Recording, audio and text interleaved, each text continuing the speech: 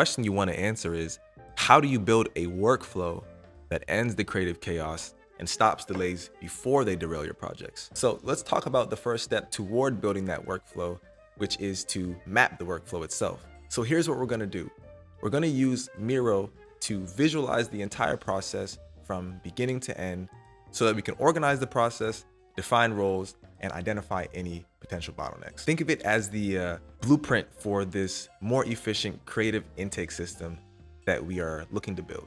So step one, let's list all of the key tasks in our process. We're gonna start by identifying all of the roles in the process, as well as the tasks that each role is responsible for. So for example, we have our requester who's responsible for submitting the request and setting deadlines. We have our marketing operations manager who's responsible for receiving and reviewing the request and assigning priority. We may have a project manager who's responsible for the creative brief and assigning out the tasks. And we may have a creative lead who's responsible for developing the concept and delegating the work to the designers and copywriters. Organizing our tasks this way gives us a clear snapshot of who's responsible for what. All right, so now we have our tasks listed. Let's put them on our map. As we align these tasks into swim lanes, we can start to see how tasks and work flows across different roles. Go grab the template for yourself on my website.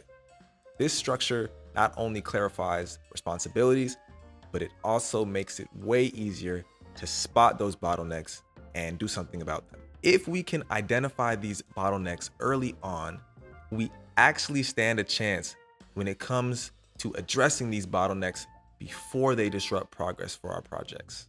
This is how we keep our workflows smooth and efficient. All right, well done. Step one is out the way. In the next video, we'll use this Miro map to build a functional Airtable system that captures requests and tracks progress automatically. We'll see you in the next video.